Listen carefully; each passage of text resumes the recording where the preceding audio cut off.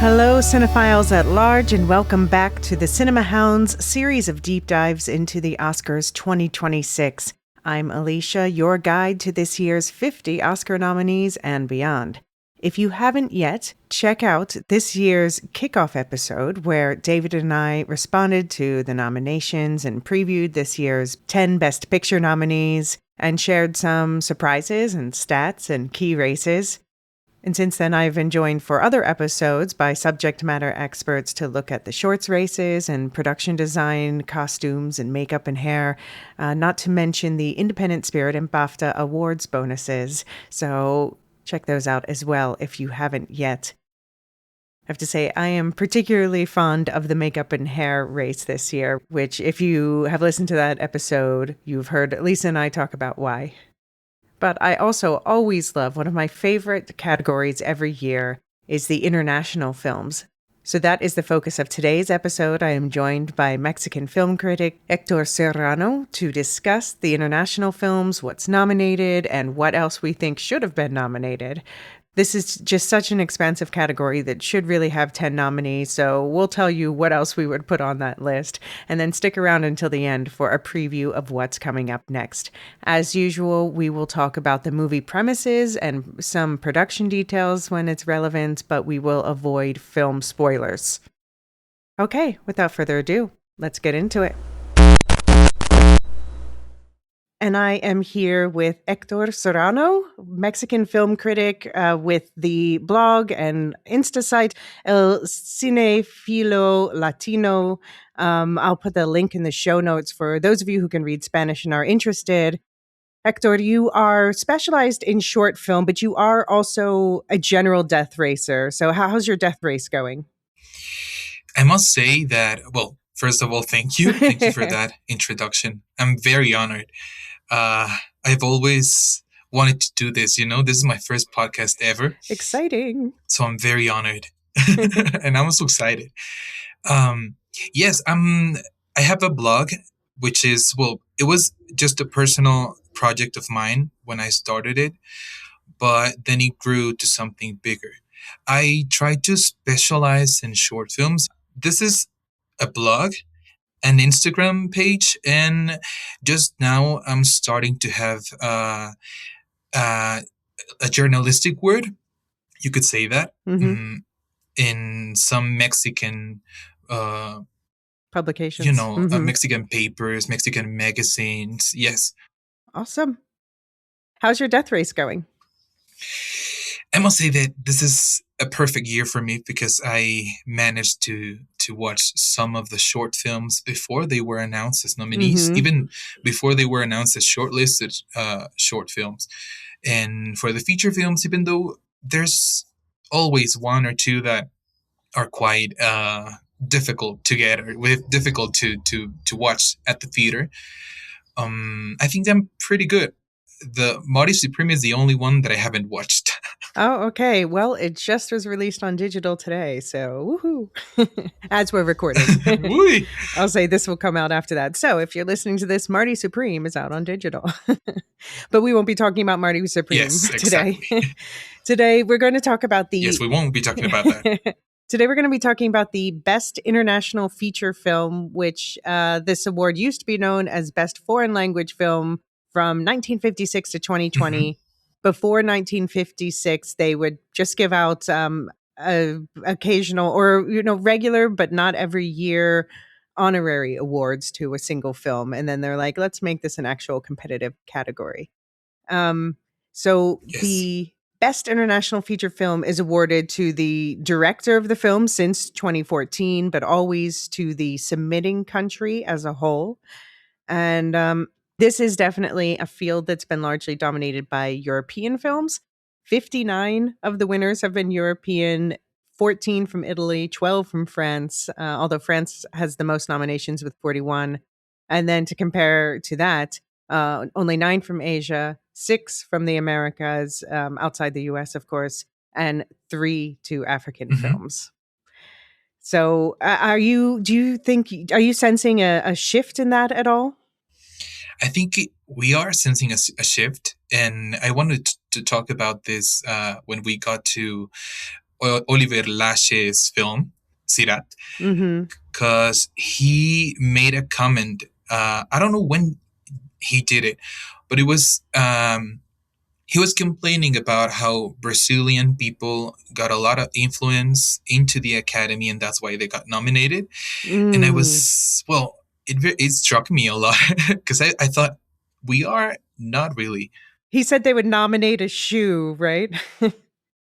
Exactly. He said exactly that. And it made me feel rather, well, not uncomfortable per se, but I think that it made me feel disappointed because if that's the way they see us, if that's the way they see American, well, as a whole continent, the Americas, if that's the way they perceive our cinema, then we're doomed. Mm. Yeah, I mean, I think that there is because I mean, we'll talk about Brazil today, obviously, as well. But I think that because Brazil has, like, I've been saying to people, like, I've been starting to learn to read Portuguese just because Brazilians have become so dominant online in the entertainment space in various ways. Yes. And I think people are feeling that. And then, yeah, it's really the fact that I talked about it in the Best Picture preview episode, but the fact that Secret Agent is nominated this year, and of course, what was it? I'm Still Here was nominated last year. People are Hmm. thinking like, oh, this is a trend, but this is just 2 years. This is a very new trend if it does become one. And I mean, it's not it's not really a bad influence if it becomes a trend because, Mm-mm.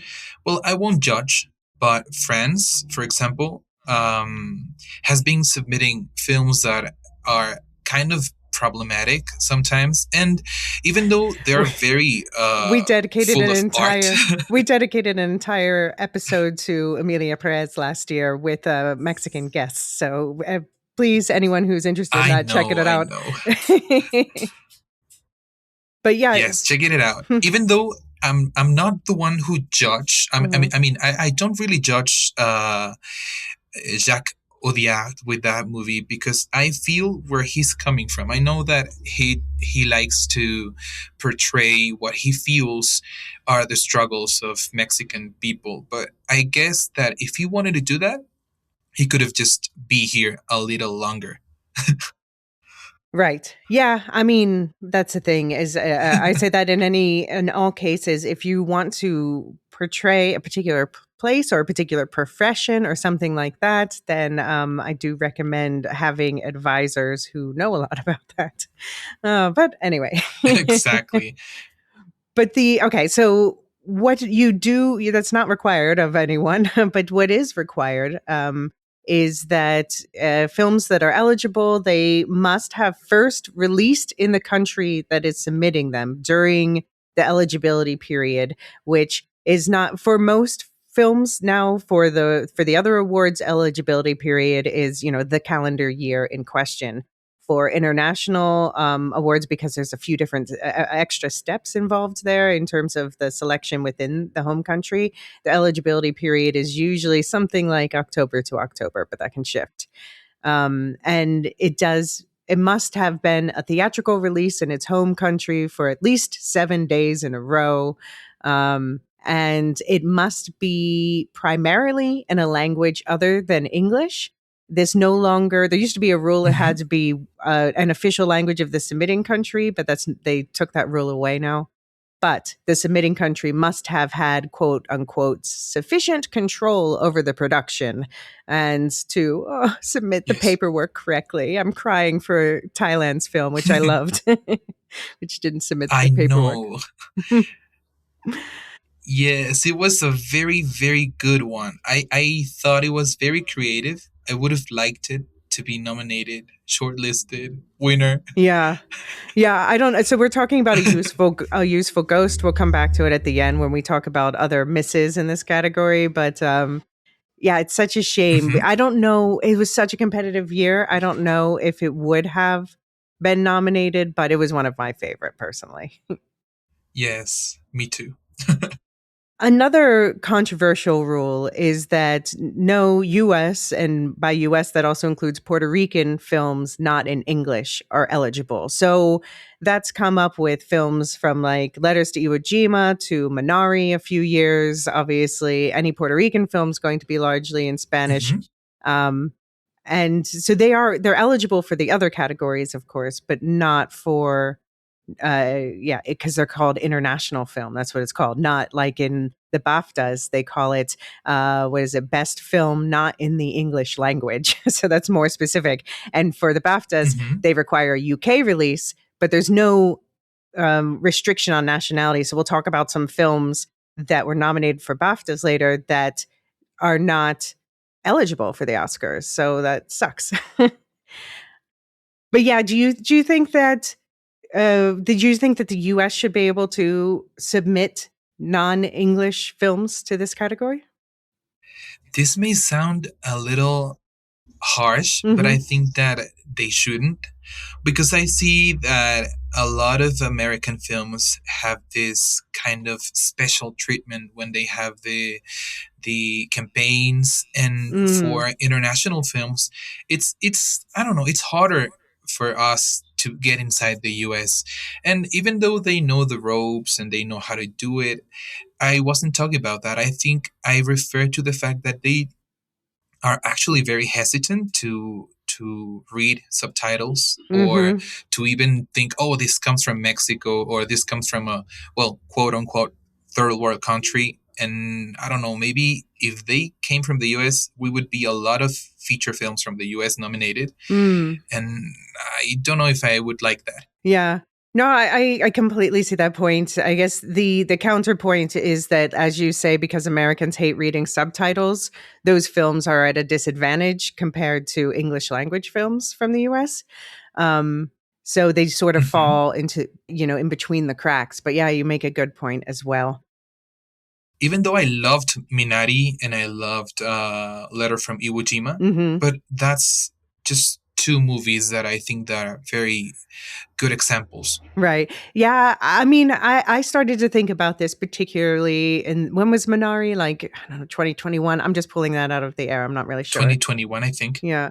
Um, I loved that. And I felt like it got the short shrift because it is, for anyone who doesn't know, it stars Stephen Yoon. It's about a Korean immigrant family in the US, and it is largely in Korean. And I felt like it fell between the Hmm. cracks because of that. But yeah, you make a good point as well. Well, Yes, and it deserved to be there. if it had been a co-production with Korea, Korea could have submitted it instead. But I don't know that they would have because Yes, they would but rather submit a film set in yes, Korea. and again, Yeah. exactly, and again, we have this rule that exempts it from being nominated when the production country, well, the country that's submitting it, uh, wasn't involved. Like, how, 60%, 70? I don't know the numbers, but a lot of the production has to be inside the country. So, Right. Right. Yeah, and then the other controversial rule is that it must be chosen by the country itself. And there are particular countries that are regularly called out for that. We'll talk about it a bit today with Iran, where, Iranian films, the best Iranian films often get submitted by other countries because they have uh, mhm. political protest content and the filmmakers are persecuted, under arrest, things like that. So, uh, but Yes. it's decided by each country's, they each country has their own system. So it's not necessarily controlled by the central government. For example, this year, Israel is, they have the Ophir Award is their biggest award ceremony, and the winner of that automatically is the one that's submitted to the Oscars. And so they submitted this year Hmm. one called The Sea, which is told from the perspective of a young Palestinian boy, and there were people in the government who were very unhappy about that, but they don't get to have that say in Israel. But Yes, they hated it. yeah, but obviously in other countries like Iran, they do. So it really depends. And yeah, you don't want to like, I don't even know how to fix that problem. Do you have any thoughts about it? I really don't, because that's that's happened in my country, not anymore, I think, or I hope. Hmm. But that's happened um, in the 80s, I think. I mean, it's just the government here is the one that gets just artists into trouble. I think that they don't really deserve it. It's just a movie. It's just a film. I don't know if I have an option Mm. because there's always gonna be trouble. Right. Yeah. They do at least say the designated organization has to be composed of people from the film industry, but that's Hmm. obviously that's a very loose definition.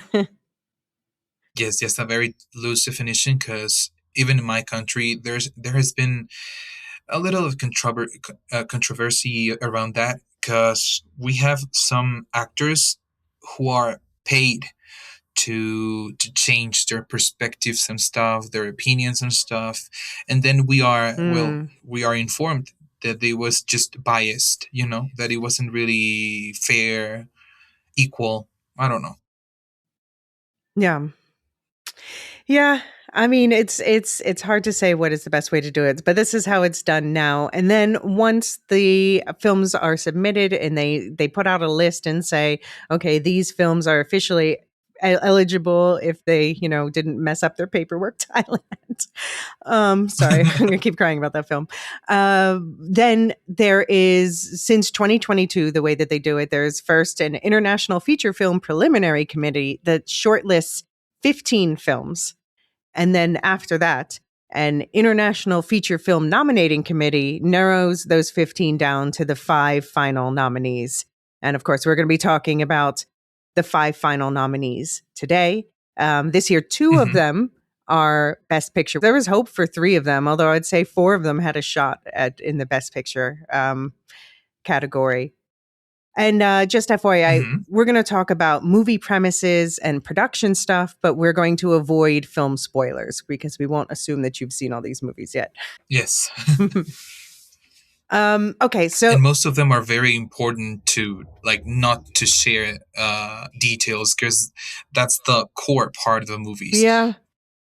Okay, so the 5 nominees are it was just an accident submitted by France, The Secret Agent from Brazil, Sentimental Value Hmm. from Norway, Sirat from Spain, and The Voice of Hind Rajab submitted by Tunisia. Um, and I would say like The Voice of Hind Rajab, it's difficult to spoil, but Sirat, oh, Yes. got to be careful. We talk about that one. But where would you like to Hmm. start? Which would you like to start with? I think that we could do it alphabetically. Okay. All right. All right. So let's jump up to the top.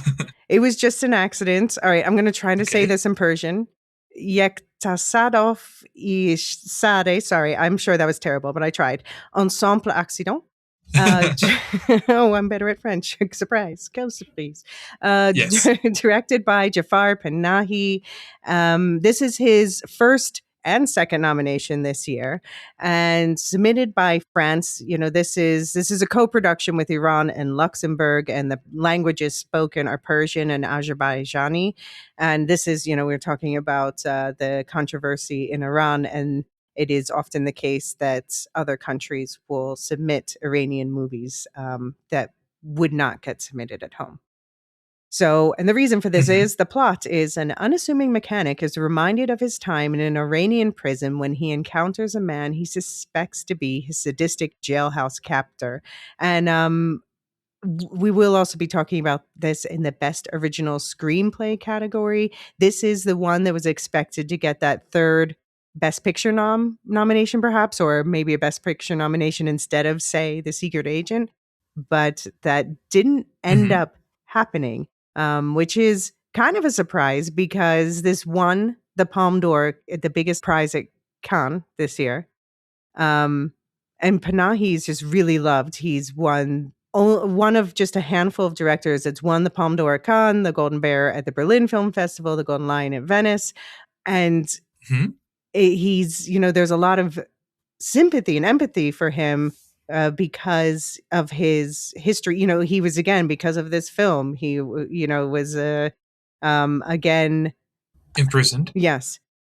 And Obviously, Iran is more relevant than ever again in the news at the moment. So, and people just love this film. So it's a bit of a surprise. Were you surprised that it missed Best Picture? I was totally surprised because I watched F1, which I think is the biggest thief of all time. They just stole. It was just an accident nomination, and Yeah. I just felt that it was there. It was just so obvious for me that it would be there. And when I was watching it, I was like, wait, we're just ending now. Where's It was just an accident. I was completely infuriating. Yeah. Yeah, I mean, the reason I said rather than The Secret Agent is because I have this inner feeling, like you said, the favoring of English language American movies. I thought if there were 3 in the Best Picture category, that would have been really remarkable. And I thought, oh, there's only going to be 2, and obviously, Sentimental Value is going to be one of them. So, Hmm. but this is the first time in years that the winner of the Palme d'Or Cannes did not get a Best Picture nomination. So I know, and I liked it more than Triangle of Sadness. I did too. I mean, I would say It Was Just an Accident is one of my favorites in this category. I think for me, my 2 favorites in this category, I guess, are that and Sentimental Value. Yes, I totally agree. Even though I love uh, cheering for my Latin American fellows, I Sure. just didn't like the the Secret Agent as much as I did with the other two. Right. So, yeah, I also like I love cheering for Brazil because the Brazilians are super fun. They're fun in the fandoms, Yes. and and I love Wagner Moura. So okay, let me just say It Was Just an Accident. Only got 10 million at the box office. We don't know the budget. It is available now to watch on video on demand. It's an hour and 43 minutes long if you want to check it out. But since we're talking about The Secret Agent, let's move into setting that up. That one did slightly better at the box office. It got 16 million over a 5 million budget. Also available to watch on video on demand. This one is much longer, 2 hours and 41 minutes, and I felt that runtime, I think. So, O Agente Secreto, directed by Kleber Mendoza Filho. This is first nomination submitted by Brazil, language Brazilian Portuguese. And the plot is Brazil, Hmm. 1977, a time of great mischief. In 1977 Brazil, technology specialist Marcelo, who's fleeing a mysterious past, returns to Recife in search of peace, but realizes the city is far from the refuge he seeks. And we did talk about this a bit in our Best Picture preview, and we'll be talking about it in Best Actor category and casting as well. Um, so yeah, what are your feelings on O Agente Secreto? I really loved it. Just I wouldn't say that mm, I don't know. It's very personal. This is very personal for me to say Mm-hmm. because this is Mm-hmm. about my not just my country but Latin America as a whole. I think that uh, what I loved the most about that it was the approach because he approaches 1977 not just as a historical setting. I think it was very personal for him too because he talks Mm-hmm. about remembering the smells, textures, the way Brazil felt at that time. And I know that Mexico is really far from Brazil, but it feels lived in, just as if I were watching something that was Mm-hmm. made in Mexico. Mm-hmm. And there's this idea that every society has its own logic, and that logic shapes how people behave, what they accept. I know that for a lot of people, the leg scene was very disturbing because they didn't really understand it, but we do. Mm. Latin American people do because it was a whole idea back then, and the film really captures that sense of normality around things that shouldn't feel normal at all, like the violence. Mm. For us Latin Americans, we have normalized what violence feels like, and for us, it's almost routine or just is feeling more like a performance than something real. Mm. Mm. Yeah, I mean, it's interesting to compare this to last year's I'm Still Here because it is talking about, the same period, the same circumstances, more or less from a different perspective, but with a completely different tone. Hmm. So I think I went in, I love Wagner Mora. He's just really a star. David and I have talked about this a lot in other episodes. And obviously, Hmm. I'm not surprised about the nomination. The director is also a Brazilian darling and a Cannes darling. But yeah, for me, the reason why this is not one of my favorites in this category is that it was, if you compare it with It Was Just an Accident, they both have these kind of meandering plots that leave you piecing together what exactly is going on until it eventually comes together at the end. And both of them have sort of Yes. unsettling endings, I'll say. um, but Yes. but I felt with The Secret Agent, for some reason, for me, it was like there was how do I say it? Sometimes the pacing didn't where like it was just an accident really built to a crescendo for me. For The Secret Agent, the pacing was sometimes like interrupted by itself, and I think it's the editing that I don't love with it. And there were things like, I mean, this is a spoiler from the trailers. So sorry, quick spoiler from the trailers, but Marcelo is not, that's not his real name. And they will tell you like 5 times during the movie, they'll bring the movie to a screeching halt to be like, did you get it? Did you get it? That's not like, I get it. I get it. He's a secret agent. Oh, I got that. I got that already from the poster. So there is stuff like that that just didn't Hmm. necessarily work as well for me, which is why I was surprised that it made it in over It Was Just an Accident. But obviously, I'm happy for Brazil. I'm happy for everyone involved in this film that it is getting its recognition. Yes. I feel like, well, for me, it happens just, it's the opposite for me Mm. because I interpreted interpreted it. I'm so sorry. This is not my first language. Um, for me, it was just about like forgotten stories, you know? Mm. There's this recurring idea of history being incomplete, of certain lives being kind of left out because they're inconvenient or maybe because they're uncomfortable. I think the editing captured that very well. And even though it's not the most comfortable thing for us to watch the film that feels so much like putting puzzle pieces together, that's I think that the issue here that it has to be remembered, but it gets deliberately erased. And who gets to be a part of official history, Mm. who gets pushed aside.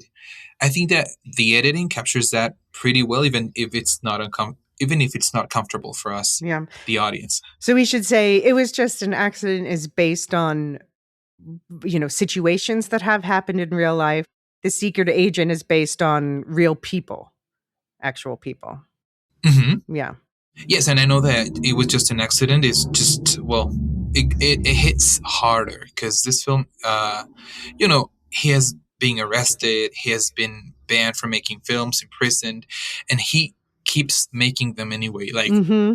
for a long time, his work turned inward because he had to, but he was filming his own confinement, his own reality, and now that some restrictions have lifted for him, he's looking outward again, not like before though. Yeah. Um, and I think that it is absolute cinema, like the meme. Mhm. Yeah, and I have to also give kudos to the cast who, for instance, the women were often filmed without wearing hijabs because that's what their characters would do, but that is illegal to appear in public, much less on film. Hmm. So the cast in front of the camera is taking a lot of risks too. Everyone involved in making this film, they made an excellent film at great risk to themselves. Hmm. Hmm. Did you have any other thoughts about these first two films? Yes, I was about to say. Now that you mentioned the women, Mhm. I want to point out the woman life freedom movement, which is something that I just oh my god, it's just very interesting for me that Panahi insists that the story could take place anywhere. And Mm. I see it because it could take place here in my country. Hmm. It could take place in countries that are for me like first world country. Like It's I taking don't place know, in the this is just very US. universal. Yeah. Exactly. And the emotional core of it was just an accident feels very universal. The idea of confronting people that wronged you in a personal way. I mean, I have thought about that too. And that's something that transcends geography. The way he connects it to the social changes. It is very urgent. I think that that's what's better about it was just an accident, that it is the urgency without turning into a political statement. Yeah. Yeah, I mean, I agree, and there's something just, the central question, and it was just an accident, is really something everyone is, grappling with, even if they're not in these extreme circumstances, which is, I'll say, how do I say this without being spoilery?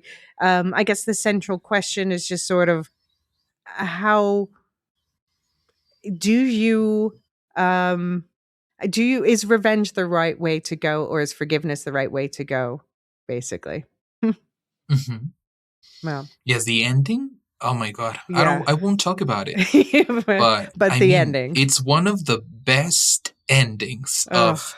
I won't say this year. I will say this decade. I Mm. think that the ending is just perfect. Yeah, I mean, I was kind of mad at the ending at first, but it stuck with me, and so I think it did what it wanted to do. Um, Exactly. And I just want to end this discussion about it was just an accident with Panahi because he's like my hero, you know? He is refusing to leave Iran mhm. and he knows that there are risks and he knows what could happen after showing the film internationally and still he says like I can't live anywhere else. This is the attachment that I have for my place, my people, my reality. I don't know. It's just it transcends what we see on screen. I can feel it when I'm watching. It was just an accident. Yeah. So that's why I would say almost it was just an accident, could be a dark horse for this race, but we'll see. We're gonna take a quick break now, and when we get back, we're going to talk about the likely favorite to win. Be right back. Yes.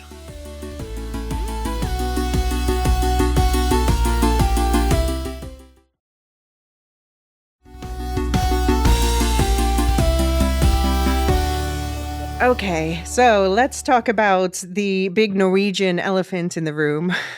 Sentimental Value, or Affectionsverdi, directed by Joachim Trier. This is his second and third and fourth nomination after receiving an original screenplay nomination for the worst person in the world a few years ago. Submitting country again, Norway, but this was a co-production with France, Germany, Denmark, Sweden, and the United Kingdom. And it is in the film, they speak like Scandi blend. Like Stellan Skarsgård is speaking Swedish. Other characters are speaking Norwegian. There's some Danish in there, and of course, with Elle Fanning's character, there is English as well. The plot is: Hmm. sisters Nora and Agnes reunite with their estranged father, their charismatic Gustav, a once renowned director who offers stage actress Nora a role in what he hopes will be his comeback film. When Nora turns it down, she soon discovers he has given her part to an eager young Hollywood star.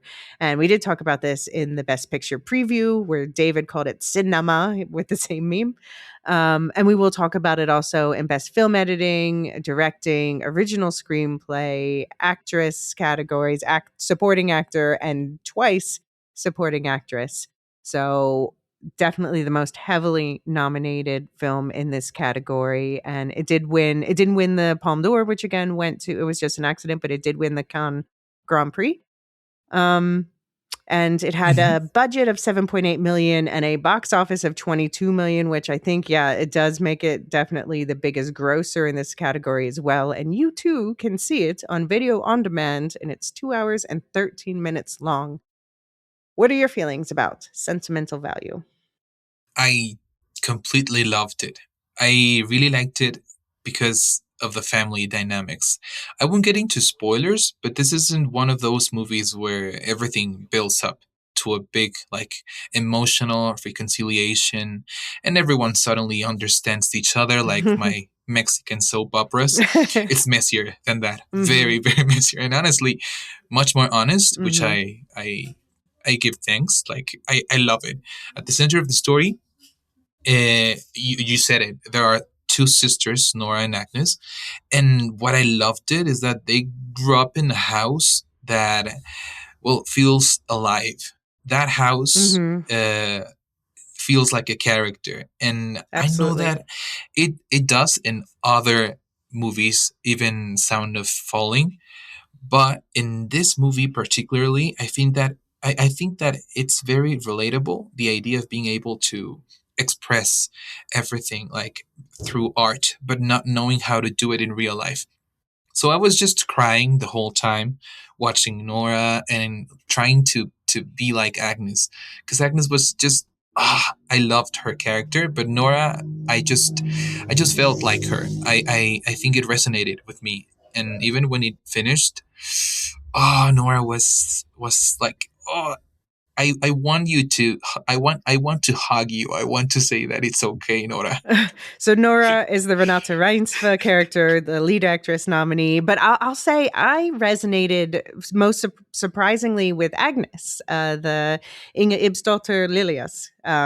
She's Uh one huh. of the I mean, I think she still has a shot in supporting actress category. It's a tough category this year, but she for me is the one who really stood out in this film. Well, I talked about it with David in the Best Picture preview, but she just I'm not usually one who responds to the quiet characters because I am more like Nora.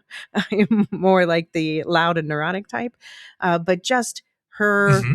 patient quiet strength and the way it glimmered through in her eyes just for me was the part of this movie that blew me away the most. Second to that, I would say is the cinematography, which I would have predicted in a less competitive year for cinematography. Everything in this movie for me feels like a project of love, a project of perfection. Like, you can tell that the Joachim Trier is a very, very artistic person. He's very into his art and he knows what to convey and when to do it. And I wanted to tell you that, yes, Agnes is, oh my God, it's a very, very good character because for me, I just, it was just 2 hours long of crying and feeling like I had to pause it for, because it was very personal for me. And I mean, Agnes is the kind of person who becomes the emotional backbone of Hmm. a family, but at the cost of herself. Right. I don't know. Yeah. Yeah. Whew. I mean, and as you said, the it also exceptional production design, particularly that house and the way because it covers it's focused on a particular moment, but it includes also like the entire history of a family. So the house covers a number of different years, and the way it shifts and evolves over these years. To yeah, it's just it's a beautiful film. It's a beautiful film. I can see, It's a very beautiful film. and it's a film about filmmaking, which obviously the Academy loves. Yes. I think it is a very more mature step in Joachim Trier's work. I'm not the biggest fan of The Worst Person in the World, and I know that it has a lot of fans, Hmm. but it was just about figuring yourself out as a young adult. And this one feels more like looking back and trying to understand where you come from, like whether you can ever fully make peace with it. And that's just what makes me love sentimental value. It's Hmm. just my favorite movie from these five nominees. Okay. Okay. Yeah, that's fair. That's fair. Did you have any other thoughts on that one before we move on to Spain? I think that we shouldn't leave out Rachel because Elle Fanning Right. has been doing some amazing stuff lately. lately. Yeah. That's true. Well, she's been doing amazing stuff across the board. I think I mean, here she gave a fantastic performance in Sentimental Value and she got nominated for it and I'm not mad about it, you know. But I think for some reason, I think maybe it's because her role of her character was to be like oh, I don't want to spoil things. But her role is to be the odd person out. Because she's the Exactly. American in the Scandinavian world, and she feels that as a character, and it naturally casts the attention back toward the Scandinavian actors. Yes, I found the character of Rachel. I think Hmm. it's really interesting. She's this big movie star, and she seems to have everything, but she's lost. She's Hmm. looking for something more meaningful, and without realizing it, she ends up stepping into this very intimate family situation Right, through the film. right. And do you think that Stellan Skarsgård deserves to win supporting actor? He will definitely win. I don't know if he deserves it because I think that this is a tour de force movie for women. Mm. I just don't see Stellan Skarsgård being a winner. Mm, I don't buy it. He's a very good actor. Don't get me wrong, because Hmm. I very much respect him, but I think that it's gonna be one of those awards that are given for trajectory, for what they have done Right, in the past. right. Because he didn't get recognized for Andor or something like that. Yeah. Yeah, I Uh, mean, it's just so both of the supporting acting categories are again this year so competitive. So it's hard to say like he will definitely win. I predicted it months ago he would be the winner, and then I sort of backed off it, and now I'm kind of back on it again. But there's still so many other like Jacob Elordi really gave one of the best creature performances of Frankenstein we've ever had. So yeah, it's tough to say. mhm. Yeah. It's tough to say, but I'm still saying if I were to bet on it, Mm-hmm. I think that it would be I would bet he would win. Stellan Skarsgård deserves to win, even Mm-hmm. though I'm not the biggest fan of his character. But I know, I mean, I'm just mixing up things because this is just my impression of him. So if his character was dislikable, I think that he just did an amazing work. Yeah. Yeah. All right. Any final thoughts on sentimental value? I would like to say a lot more, but it would be a spoiler. I know, I know. Everyone just watch Sentimental Value. It's one of the best picture nominees, and it's widely agreed to be one of the best films of the year. So check it out. Again, it's on video on demand.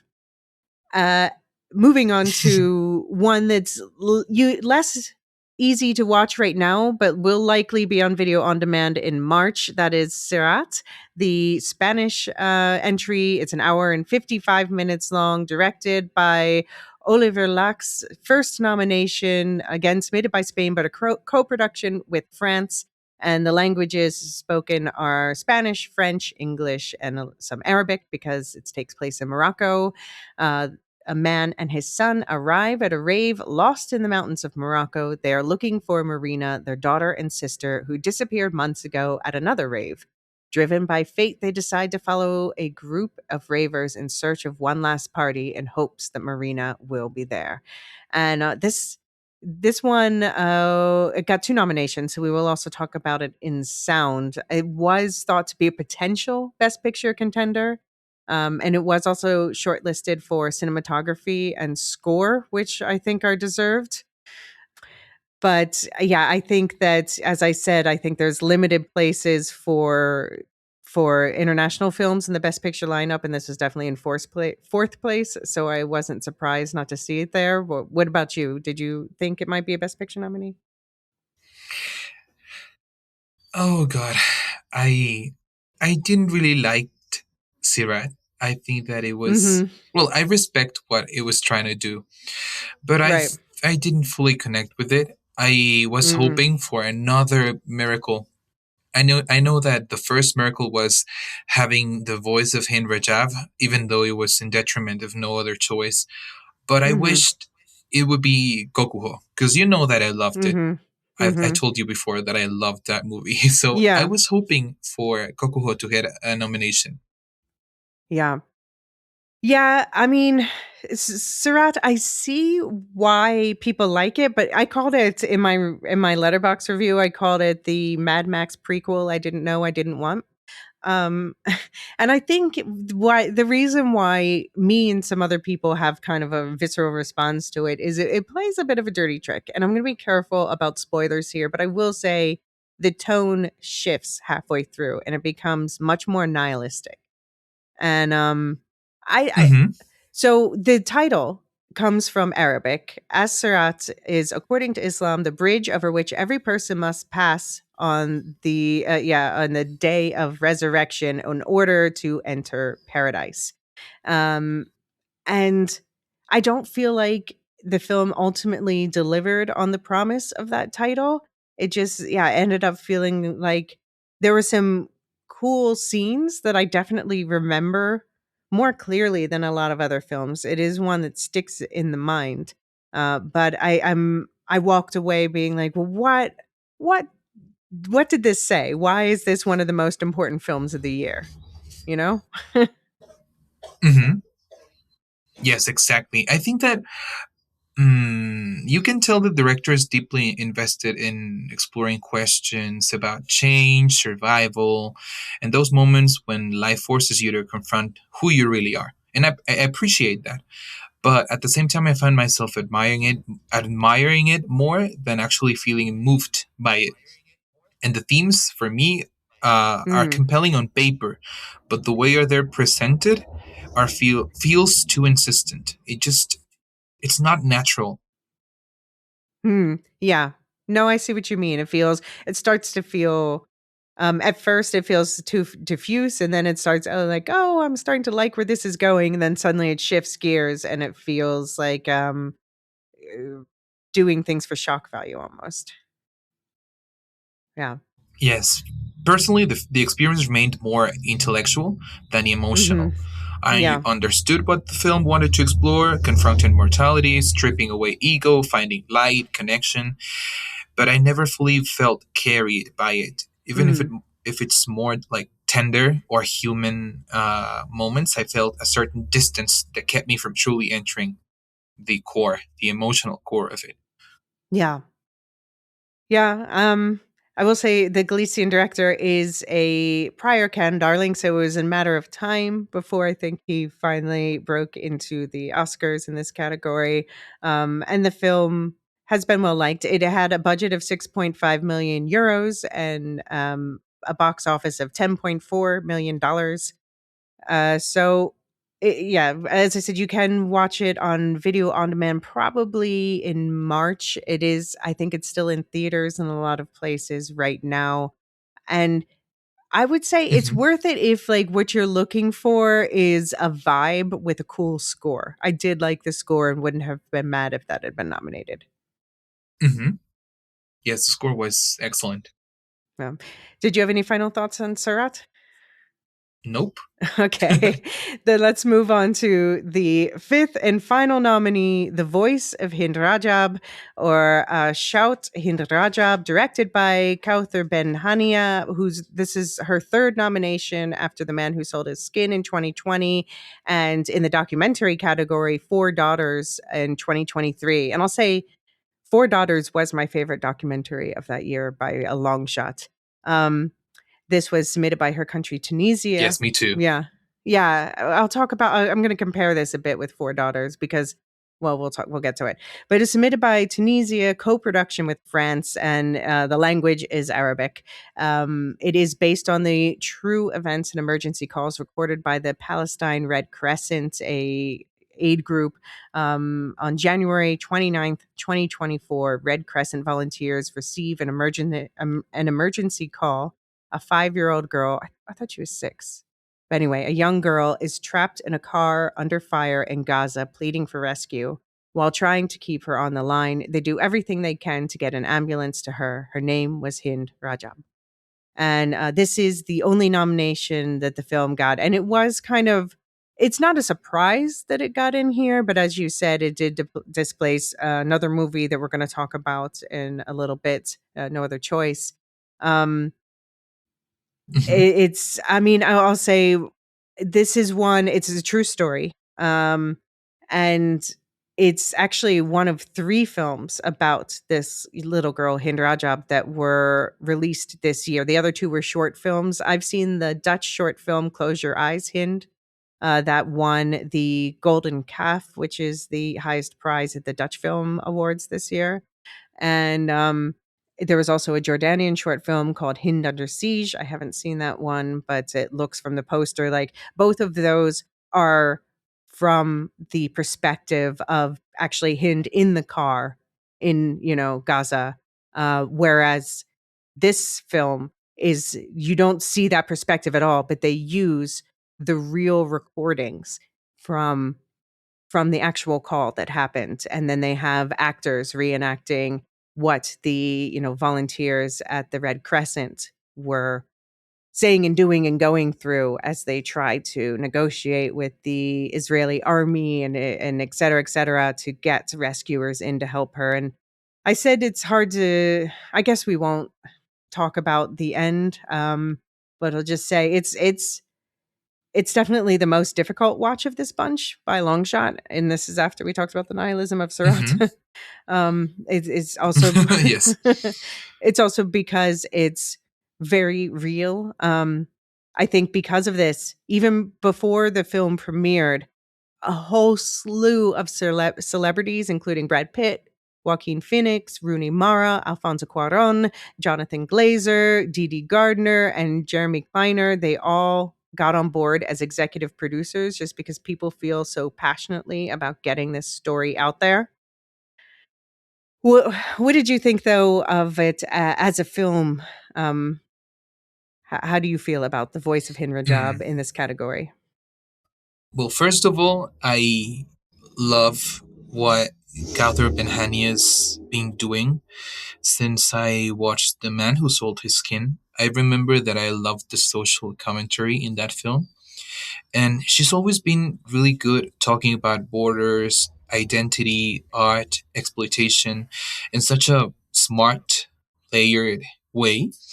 And every film that I watched from her has stayed with me long after I watched it.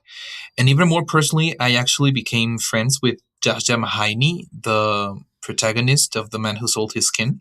Okay. And we've been chatting on Instagram. And through him, I have learned so much about Kauthar Benhania as a director, as a person. I've heard about her process, her sensitivity toward her subjects, and the way she approaches storytelling. And that's why I think that the voice of Hind Rajab is very personal.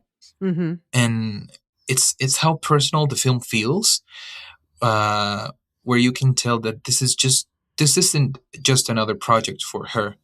It's something that genuinely shook her and changed the direction of her life. She was preparing another film, I think, and she stopped. Everything stopped.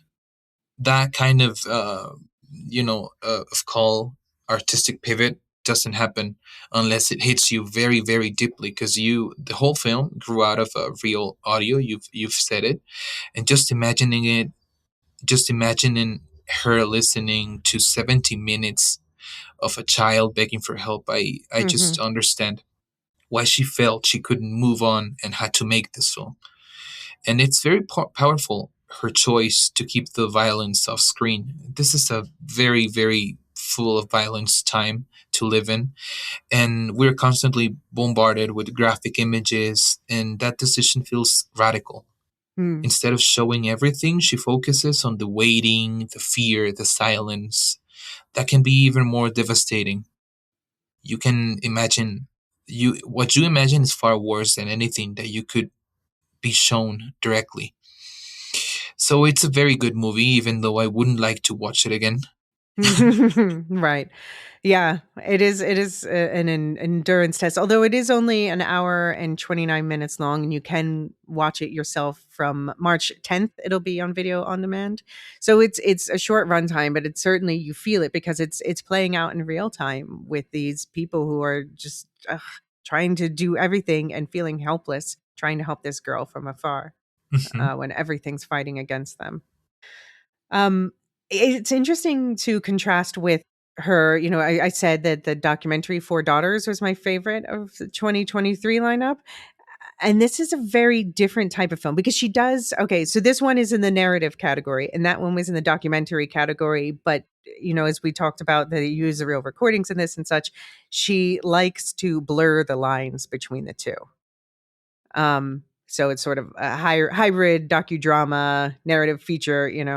Uh, I like, by the way, they include some video recordings at the end in a really cool way in this one. But in Four Daughters, it was, I think it also it Four Daughters was one that really brought together like a bunch of different settings and setups, and it was also a feat of editing amongst other things, and reenactments in very fresh ways that sort of picked at the scabs that they were studying. And then there was kind of, if you're not Tunisian and didn't know who these people were to begin with, as I'm not, there was a surprise at the end there. Whereas here, we won't talk about the end, but I don't think it's going to be a surprise for most people. And it's in one setting, and as I said, it plays in just in real time. So not there's cutting in terms of filmmaking, but it's not really a feat of editing in the same way. It's a very different kind of film. Do you have the same feeling?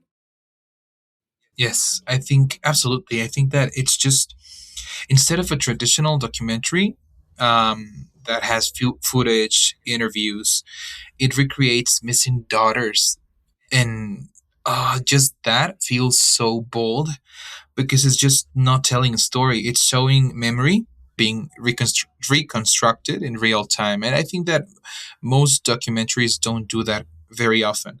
It exposes how trauma gets distorted, relieved, narrated, and I don't know, it turns a story that it's very political into an intimate tragedy, a family tragedy.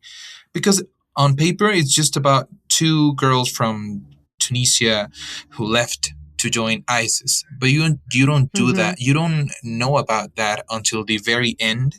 So you just you are just hearing about what kind of family dynamics led to that rupture, or how does the parenting shape identity. So it's a very good documentary. I think that Kauthar Benhani is a genius, if I may say so. He's a very intelligent filmmaker.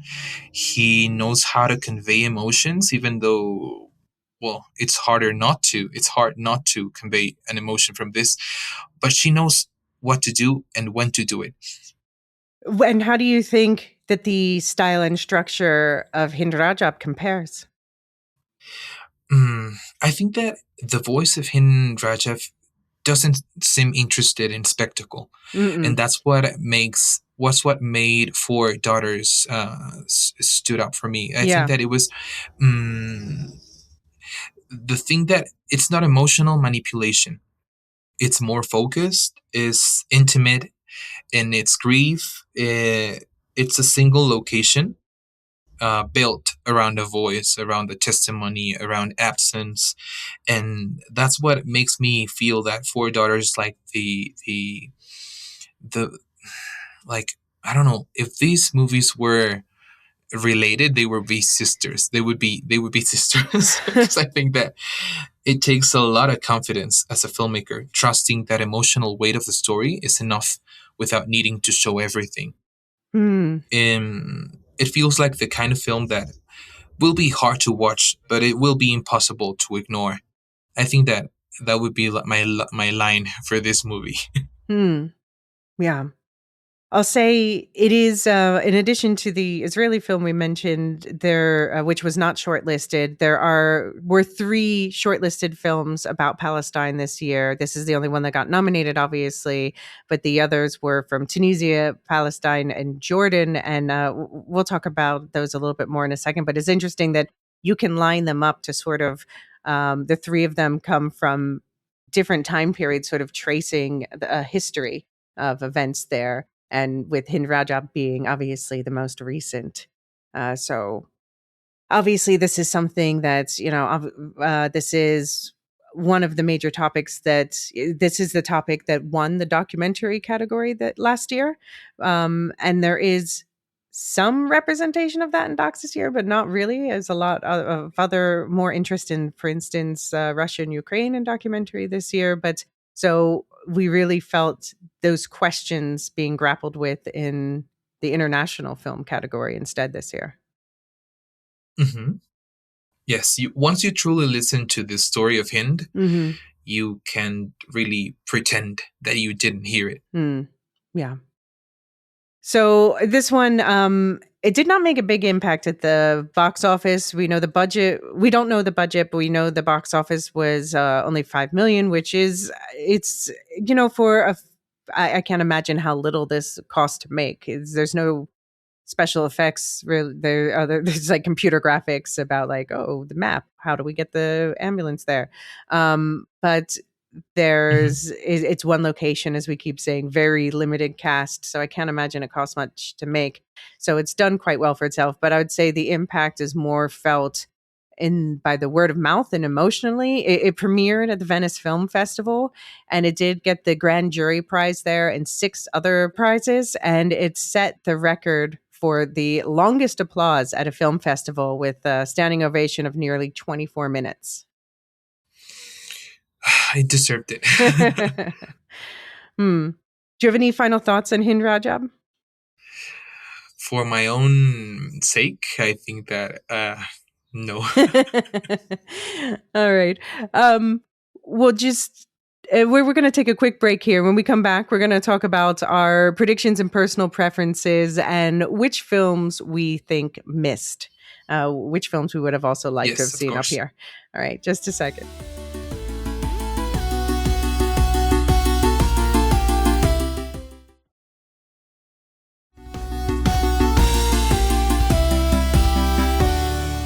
Okay, and we are back. And so, Héctor, what is you said that your pick to win would be Sentimental Value. Is that your prediction as well? Yes, it is my prediction. Yeah, it's definitely my prediction. My pick, I might go with It Was Just an Accident of these 5, but Sentimental Value is right next to that. So, yeah, I'm happy about it either way. My pick would be Sentimental Value still. Yeah. Because I know that it makes me sound like an awful person because, well, Sentimental Value is just about the art and it's fiction. But I know that, but I just loved it. I just loved every second that I spent watching it from start to finish. It was just, I loved it. Well, it's about family dynamics, which is something that's really universal. So, yeah, it does touch on heavy stuff for sure, even if it's not quite as heavy on the surface as the others, which is maybe not a bad thing. I'll say the BAFTAs nominated the exact same 5 films. Okay, boring. But because it's different because it's different voting bodies, it might be different outcomes as to who wins. Although I don't think it will be, but it could be. It could be.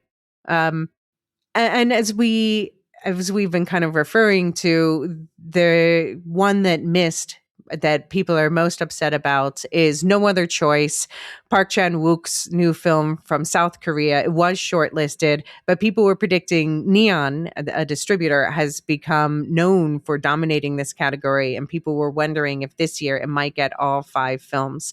And it didn't, because Hind Rajab got in instead of No Other Choice. But I'll say I'm upset about No Other Choice missing. I've mentioned it once or 5 times or 30. That's definitely one of my favorites of the year. It's an absurdist, lightly horror comedy, but it's also just Park Chan-wook in general has some of the most inventive filmmaking, and it is about a serious subject. It's about the desperation that humans who feel like they're being replaced by technology, what they are driven to survive in a capitalist society when their jobs are given to machines. Basically, I can say that.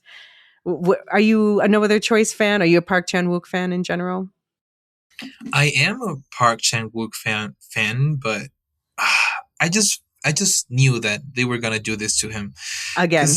this is just like a personal beef against him. I don't know if that's the Yeah. case with the Academy, but Explain yourselves.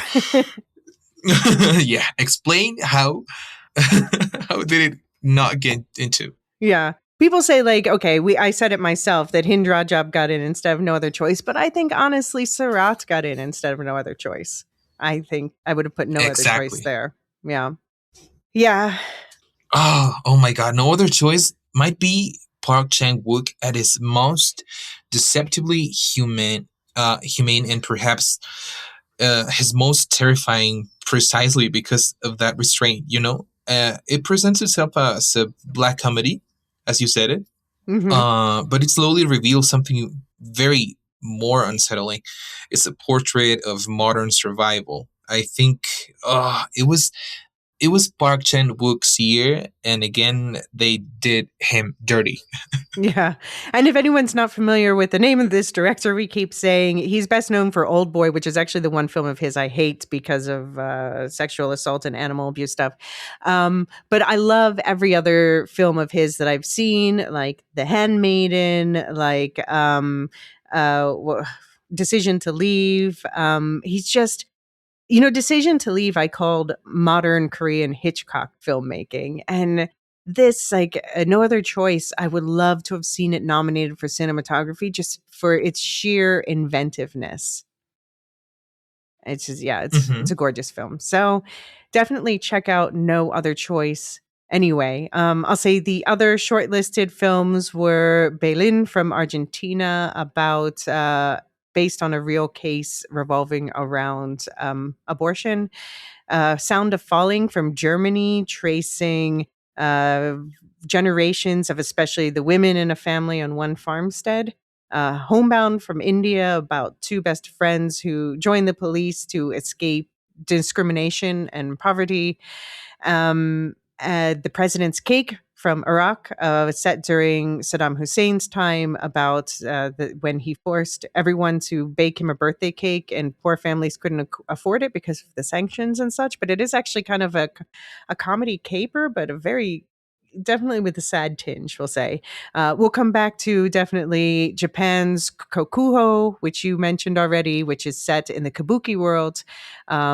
There are the two other Palestinian set movies. I'll say Palestine 36 is the one at the beginning of the timeline, set in 1936, and that was submitted by Palestine. Jordan submitted All That's Left of You, which covers the generations between that basically and the modern day.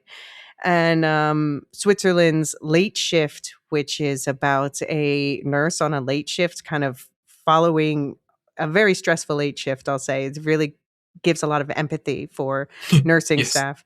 And then one of my favorite films of the year, Left Handed Girl from Taiwan, which you can watch on Netflix. And that is it's from one of Sean Baker's primary collaborators, and he was a producer on this film. And it's about a mother and two daughters in Taipei who are also just trying to get by, and capers ensue.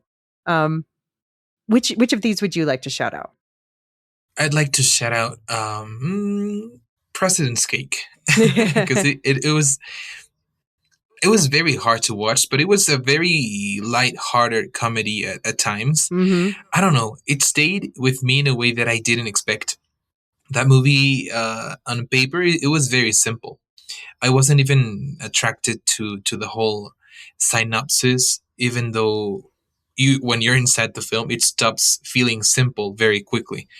The small task becomes a journey through a place where survival is very complicated. It's already complicated. And what I appreciated more about it is that it feels like it's trying. It's not trying to lecture you about politics. Its setting is obviously political, but it focuses on children, on Lamia as a child, the stubbornness, the imagination, the way she moves through the world, her friend, and even her rooster, which I was midway through the movie, I was crying about that damn rooster. I know. I'm like, don't stress me out about this rooster. Oh my Yeah, gosh. it was very tender, I would say. Yeah. I'll say so. We are both members of the Academy of Death Racers, and so there are different branches in the Academy of Death Racers for the Deathy Awards. And I'm in the animal branch, and we're in the nomination process here. And there's another movie that came out this year called Hen, which is also about a chicken, obviously. And I'm rooting for that, but nobody's seen it, so it's not going to Mhm. win. So I am all for Hindi the rooster to get a nomination for. That rooster, I was like, my eyes were locked on that bird that entire time. Like anytime she was separated from him, like, where's Hindi? Where's the bird? Where's the bird? Exactly. Yeah. And I wasn't really buying it. I thought that it was another rooster and they had swapped it. I was like, is it really yours? Is it Mm. really yours? Check it. Just check it, Well, girl, because she was specific, though. She was specific. So I guess it's just a minor spoiler. At some point, she gets separated from the rooster. But she was specific about like that it had like a black spot on the beak and blah blah blah blah blah. So okay. But yeah, it's yeah, like you can tell that she really loved her rooster. yeah, it's a bittersweet film for sure. But yeah, that was definitely one of my favorites. I did, I had mixed feelings coming of Sound of Falling, but I think, well, I don't, and it's not even mixed feelings. It's just, it's like last year's The Girl with the Needle, where I was like, I really liked that film, but it was kind of trauma to get through, and Yes. Sound of Falling is, like I said, it covers like that's the one from Germany. It covers like four generations of women who and all of the awful abuses that they go through and their depression and the ways that they deal with things. And but it's absolutely stunningly gorgeous and surreal and sort Hmm. of yeah, it just absolutely entrancing film viewing experience. But oh man, is it a bummer also. Did you like Yes, because it feels like feels less like a narrative you follow and more like a mood you enter. It feels hmm, I don't know, it's one of those films that is trying to tell story but in the visual sense. right. And it feels more like it's trying to capture a place, almost like sentimental value, Yeah, but not quite as perfectly as sentimental value. right. It feels like memory itself had a physical location. And it's very simple. Four girls across different decades spend part of their youth on the same farm. And it's the approach is what I like. Hmm. How organic the whole project sounds. That idea carries through everything. It seems like almost obsessed with how memory works, how Hmm. places hold onto things even when people don't talk about them, women's experiences. Yeah. There's this sense that so much of what these characters lived through was never recorded, never written down, and it only exists as fragments, silences, or traces, you know? Hmm. Yeah, I mean, it stitches together these stories out of order, so it's sort of it's a film you shouldn't fight against when you watch, like, don't try to figure everything out in a first viewing, the pieces will eventually fall into place, but at first you're not gonna know how people are related and blah, blah, blah, blah, blah, and it's just about, like, riding through the vibes. So that was one that a lot of people thought had a good chance at a nomination. I see why, but I'm also not sad that one didn't get nominated. I am more sad about, as I said, Left-Handed Girl. Did you like that one?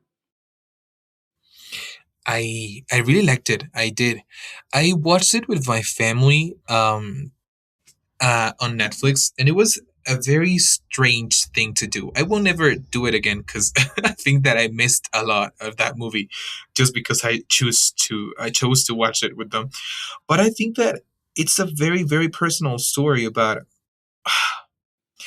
I read a review on Letterboxd that said that it was just the same as other Sean Baker stories, Hmm. and it got me so mad. I was like, well, it is, but it isn't. It's just that it makes you feel that way, but it's just so special. I don't know. Yeah. What are your feelings about this? Because I don't want to mess up. No, I mean it's my one of my top films of the year, and I think I would say it's similar to Sean Baker's stories in a positive way. Sean Baker being the man behind Anora, the big winner last year, and it has that same sort of sensitivity and intimacy for the characters, but this is from a Taiwanese woman, and it is a story Sean Baker, a white American man, couldn't tell, but it is very much a Taiwanese woman's story, and he just helped her to tell it in the same way she's been helping him to tell his stories for so long. And I just the characters, it's got Hmm. one of this year has been insane for incredible child performances, and this has one of the most incredible Yes. child performances, the titular left-handed girl, and it's just so there's ups and downs, and it is like a Sean Baker movie in the way that there's suddenly a wild twist and then what? But it still never feels outsized or ridiculous. It still feels real. And yeah, I really loved it. I think it's so charming. So charming. Uh Yes, it is. I think that it's very fascinated by otherness, like being out of sync with one's environment, with one's body, with social expectation. And I don't know. I liked it a lot, yeah. even though I Yeah. have to watch it again. Yeah. I mean, I knew it wasn't going to get nominated, but I really wished it would. But if that sounds good to any of you, it is on Netflix, so you can watch that one. But let's shift to, you said that you really loved Kokuho, the nomination, or sorry, the submission from Japan, which was shortlisted. And we did talk about it also in the hair and makeup category. Why do you love Kokuho? Oh my god. What really pulled me in is that this isn't just a film about art or performance. I think it's about inheritance, and not just family inheritance, but artistic lineage. Who gets to carry a tradition, who belongs, who doesn't. And I think that Kikuo comes from this background, and Hmm. he enters a world that it's all about He's discipline, Yeah, he comes legacy. from the Yakuza background, we should say. Oh, yes, yes, I'm sorry. And he's constantly negotiating those two identities. There's this quiet tension. Is he chosen by destiny, or is he always going to be an outsider trying to earn his place? Mm, I loved how much care you can feel behind the film. Mhm. Director Lee Sung-il has been thinking about telling a story about kabuki and onagata for like 15 years. And well, for those who do not know, the idea of onagata, male actors performing female roles in this very stylized, almost otherworldly way. Mhm. And he treats it with so much respect, but also he's very curious. He's still trying to understand what makes it so magnetic. I think that I appreciated that the actors actually perform the kabuki themselves. No Mhm. doubles, the commitment. It's authentic. You feel the years of training these characters go through, the discipline, the exhaustion, the obsession, the perfection. And I think that it makes the performances feel earned. By the end, I think that it's not a typical biographical rise to fame story. It's more like a meditation, what it means to dedicate your entire life to an art form, Mm. what you gain and what you lose. Yeah. Yeah, I mean, I learned so much about kabuki through that film, and it is 3 hours long, but I didn't feel the length for that one. I was quite engrossed, although, I mean, I've seen people say they found it slow paced, and I get that. And I've spoken to people who have it's based on a novel, and people who have read the novel. Like, I had questions about some of the Yakuza stuff, and they're like, yeah, they go into that more in the novel. I was like, yeah, I figured, but it's a 3 hour movie, so I guess the director decided where to make cuts. And it really Yes, it's perfect for a long conversation. yeah. It is, yeah, it's really the story. They decide to focus on the central story between this Kyo, what's sorry, was Kikuo, and Kikuo, I think. his sort of foster brother in kabuki arms, so to speak, and their sort of frenemyship through decades of their lives. So, yeah, so that was one that it was sort of a late entry into people's attention, and so I think it's good that it had a fantastic makeup presentation and snuck in there. Um, but maybe if it's the highest grossing live action film in Japan now, but maybe if it had gotten more international attention before that, it could have snuck into the category overall. Did you have any other thoughts about Yeah. the long listed films or shortlisted films? Sorry. Hmm.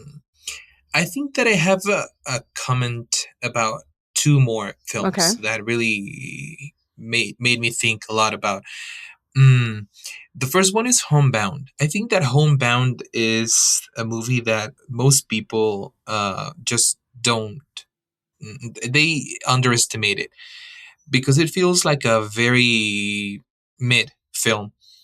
But I think that it sneaks up on you emotionally, or I don't know that I watched it with my family too, and they were crying all over the Mm, place. I was too at one point, and on the surface, I think that it follows childhood friends. mm-hmm. Mm, but even though it sounds straightforward, the deeper it goes, the more it becomes about friendship. What happens when this thing that's supposed to save you is also the thing that slowly pulls you apart? And what I find really compelling is that the director wasn't really interested in melodrama for the sake of it. He's someone who sees filmmaking as an ethical act. I read about everything that he was telling during interviews, the way he talks about his process, and you can feel that the same philosophy about being inclusive, collaborative, respectful carries into the film. It feels very human centered, and Mm, it's very attentive to the emotional reality of the characters, not just plot mechanics. That's what I liked about Homebound. Obviously, it's not a perfect movie, but that's what I love the right. most about it. So that was India's submission again. And that one I would say was the one people were most surprised to see on the shortlist.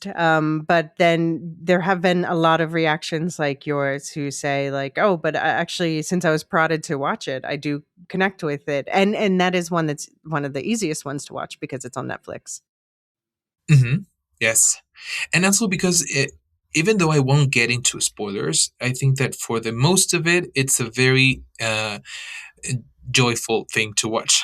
Mm. Oh, what's the other film that you wanted to comment on?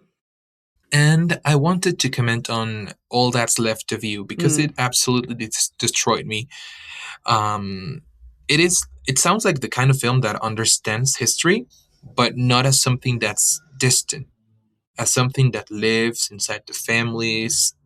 That one was the last that I watched with my family, and they were very, very mad with, well, I won't say the spoiler, but Mm-hmm. you know what they were mad about. And at the center is a single moment. It's a Palestinian teenager caught in a protest in the West Bank Mm-hmm. and the violence that follows. But instead of staying only in that moment, the film moves outward and backward Yeah. as his mother starts recounting everything that led them there. Jumps back to his grandfather. Yeah. Yes, it becomes less about one incident and more about the long chain of events, choices, wounds that make it almost inevitable.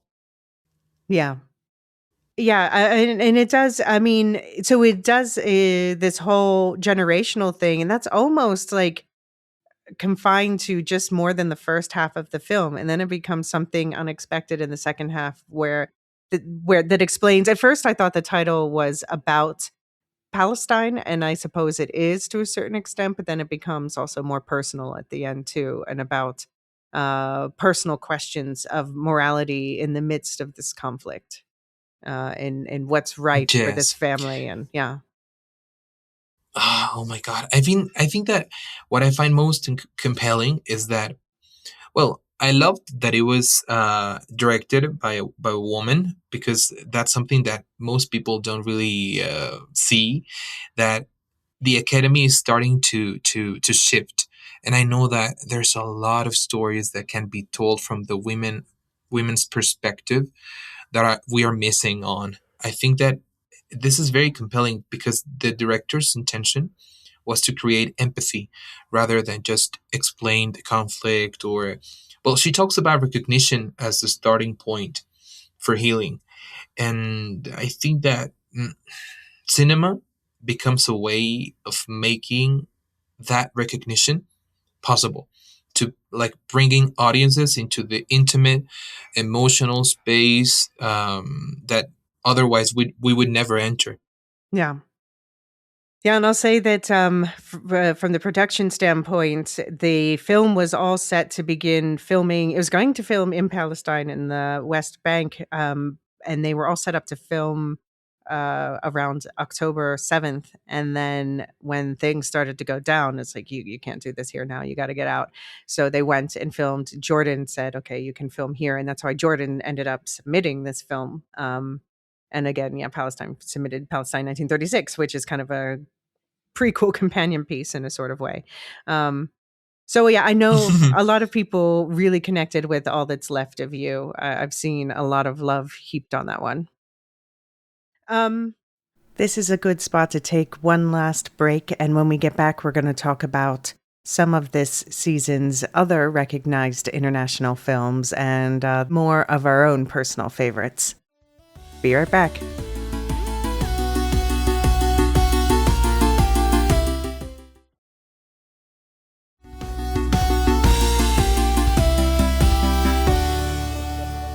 So as I said, the BAFTA nominations were again the exact same 5 as the Oscar nominations, but the rest of the long list is there was an Italian film, La Grazia, about a fictional Italian politician, a president in his last days in office, grappling with the question of signing a bill of euthanasia and pardoning 2 people.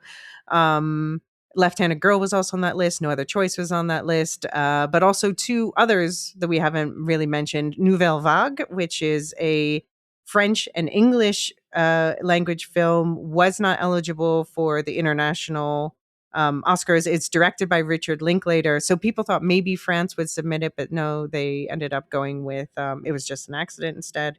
Um, and that is about the Jean-Luc Godard film Breathless, about the making thereof. And I have to say, I don't love Breathless, but I like Nouvelle Vague more. And I think it comes down to what's her face's portrayal of Jean Seberg, Zoe Deutsch's portrayal. Like, she just really captivates the screen and is charming. And then the last one in this category in the long list for the BAFTAs was Rental Family, in Japanese and English. Again, not the Japanese submission, so not eligible for the Oscars. But David and I talked about in a previous episode, a charming Brendan Fraser, set piece. Did you have any thoughts about any of those you wanted to throw out? I still have to watch Rental Family because I haven't. I haven't really had the time, but I did watch Nouvelle Vague, and for me, it felt like Linklater turning his camera toward cinema itself. Yeah, and it was with the same curiosity he usually reserves for memory, conversation, time. I think that what's fascinating about that movie is that it effortlessly channels the spirit of the French New Wave without ever slipping like into imitation. right. You know, because it would be very easy to just imitate. And instead of recreating Godard or Truffaut, he captures what made the movement electric in the first place.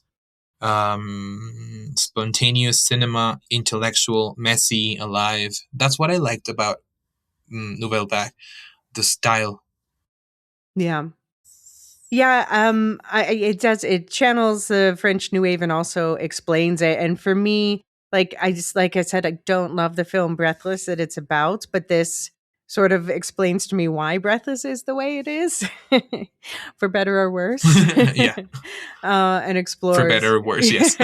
and explores, who Jean-Luc Godard was as like a real character in person.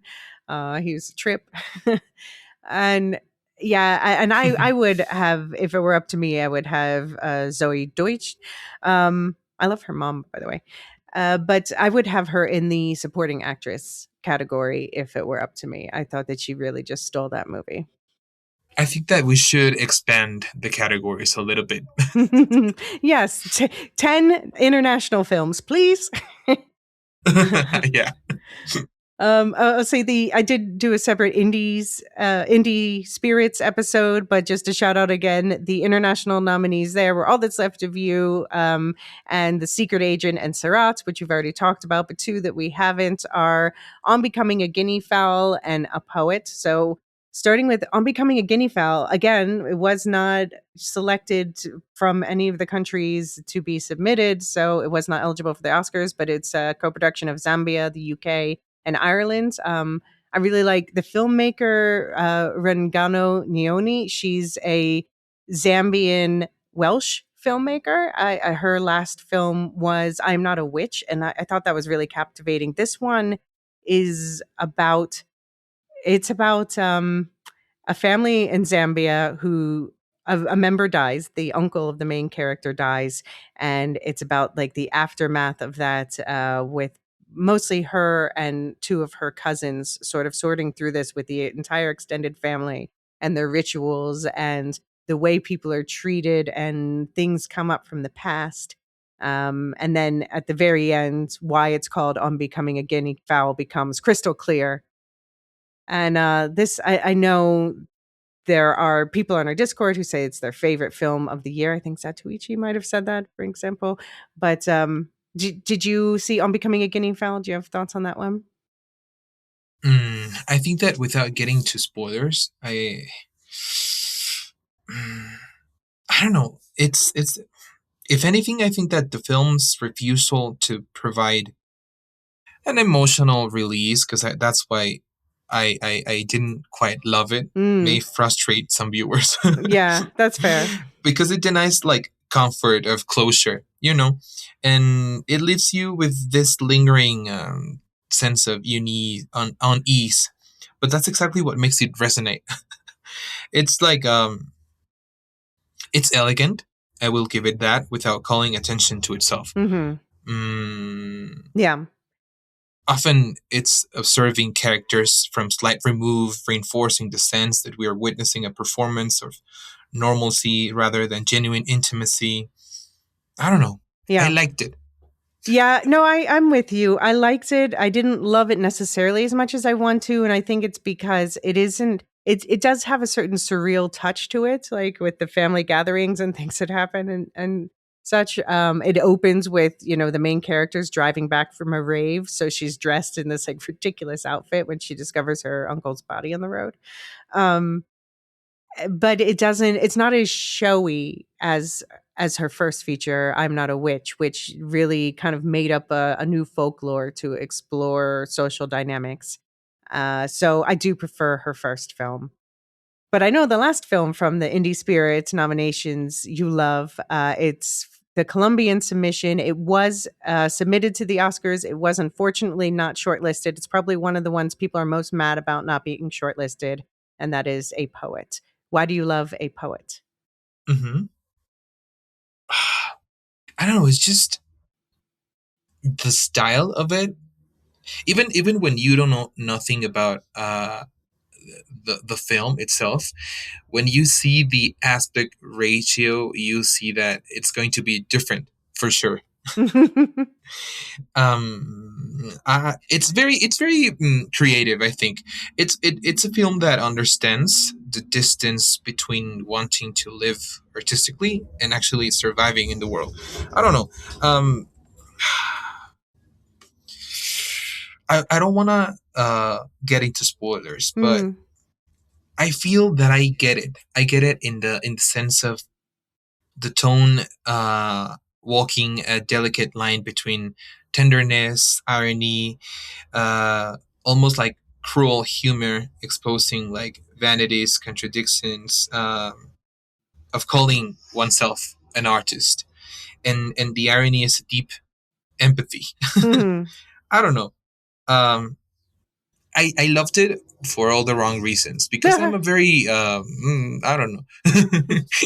I'm a very that's why I felt connected with Nora in sentimental value, because The I'm always chaos, yeah. like trying so hard. Yes, the chaos. The chaos is just, for me, being an artist is just like being, is the synonym of being in absolute chaos all the time, figuring out things. And a poet does this very well. It Mm. struck me the most the portrayal of artistic identity. Like being a poet, it is in a stable condition. It's constantly something that you kind of negotiate in social spaces. Like, I don't know. Mm. It's understated and observant. The camera rarely dramatizes it watches. Is Yeah. Isn't really about literature. It's about the stubborn need to create, even when creation offers like no clear future. Yeah. Well, I'll say so. It's the central character is a middle-aged man who's sort of having to grapple with things like his mother's health, his relationship with his daughter, his what is going on with his career and finances and things like that, and he's sort of being forced to. It's not even a midlife crisis as much as a coming of age as a middle-aged man motion picture. Um, and it does have some absurdist touches, but I think I called it in my review the most realistically nuanced film I've ever seen, because it's every character in this is there's some you definitely don't root for, but the central characters, yeah, you root for them, but they're definitely flawed, deeply, undeniably flawed, unapologetically, by from the filmmaker's perspective, flawed. It's funny. So after I watched it, especially I'll say that it was the younger female character more so who it just made me. I reached out to a friend of mine who is a poet in Colombia, whom I haven't spoken to for a while. I was like, oh, I just, watch this film thinking about you. And she's like, oh, I'm so glad that you saw it. Just so you know, that's not how all Colombian poets are. I'm like, no, I don't think everyone's a hot mess like this guy. um, but it is like laugh out loud for sure at some points, but also it grapples with some very real nuances, and it's I think one reason why it's so satisfying is because it is on an arc, not to be spoilery, but it's on an arc of someone who's being forced to question, will he step up and take responsibility for what he does wrong, or will he not, you know and what are the consequences of that going to Exactly. be in the whole milieu of his life. Yeah. I couldn't have said it better without spoilers. So yeah, a poet. I definitely recommend that one. That's one that people are really sad missed the shortlist. And I also said, of course, I was really sad that A Useful Ghost was disqualified from the shortlist. That was the tie submission. It is something with the paperwork, some bullshit thing, and that one is just a really absurdist. It is a ghost story, but it's kind of more about LGBTQ rights within like the Thai culture, and it's about so much at the same time, about authoritarianism, and so through that it's undeniably Thai, very specifically Thai, but it also feels universal because it's touching on so many things that from heterosexual marriages to homosexual relationships to just do people become collaborators, or what does it cost them to stand up to the people who but all told with absurdist humor. Hmm. Were you a For fan? me, it's Yeah. very strange and Mm-hmm. tender Mm-hmm. and unexpectedly moving. It almost sneaks up on you. What makes it work so well is like it could be gimmicky. It could be just something that people would laugh about and just that's it. But it turns it to something into something deeply human. I don't know. It's about grief. It's about memory. It's about usefulness. Mm, I Yeah. don't know. It just for me instead of traditional horror or supernatural tension, the film treats the ghostly presence like an awkward continuation of life. She's there, but like slightly out of sync. Like Mm-hmm. A Useful Ghost for me is just one of those movies that you don't see every year, No, it's and very that's what makes unique. me so mad. Yeah. It's very unique. You don't. I'm almost so positive that I won't see it in a decade. No. Something like this, Yeah. No. and it just they missed it bad. It was just Yeah. I'll say one that I'm not sad about missing the short list is the Dutch submission. I do have to call it the Dutch submission every year. This year it was Rietland or Riedland. The reason it was chosen as a submission is because it debuted at Cannes in the Semaine de la Critique, so not the main competition, but one of the parallel competitions. Didn't win that, but that does mean it got a bit of a higher profile. Although the winner of the big Dutch Film Festival prize, the Golden Calf, was For de Meisjes, or Our Girls in English, which is sort of a crime. Well, yeah, something happens to one of the girls, and then there's the fallout of that. So I'm not sad that wasn't submitted, to be honest. Riedland is more. I wrote a review of it for Contra Zoom. I will post a link in the show notes for anyone who's curious about that. But Riedland is a very opaque movie, frustratingly opaque, but it's absolutely stunning, and it does capture this particular moment in the Netherlands in a lot of ways, and sort of political aspects here. It's about a reed farmer in a dying industry and all of the threats from all around, but then he finds a girl's body in his field and becomes driven to investigate it. My choice, though, would have been The Propagandist, which is a documentary. I will talk about that more in the documentaries episode, but it's about the basically the Riefenstahl counterparts in the Netherlands during World War II, who were creating the Dutch propaganda films in support of the Nazis. And that one just has stuck with me all year long, just deep in my head.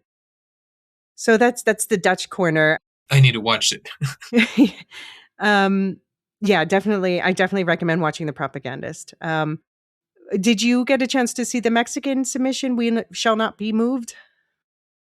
Yes, I got the chance to watch it, but well, first of all, I think that it didn't really make it to the shortlist because No. um, you need to have a lot of context to know what's happening. Mm. We Shall Not Be Moved is a Mexican drama that is set in Mexico City, and it follows a woman still haunted by a political crime that haunts every Mexican you ask. From 1968, the disappearance of her brother during a period of state repression. And years later, when she believes that she has found the man that is responsible, she begins like an obsessive search for truth and justice. And it explores unresolved political violence and how it continues to shape everyday life in my country. Through dark humor, emotional tension, it shows memory, anger, grief, and how they can kind of persist across generations, especially in my country where many crimes have never been fully investigated or even punished. And it just focuses on action or an impersonal reckoning, what it means to live with questions that will remain unanswered, how we carry the weight of national history within our private lives. I think that it was just very much. Well, it was a lot to handle. It was a lot to convey for us Mexicans, it's a very straightforward thing. The kind that comes from living in this country where justice is promised but almost never delivered.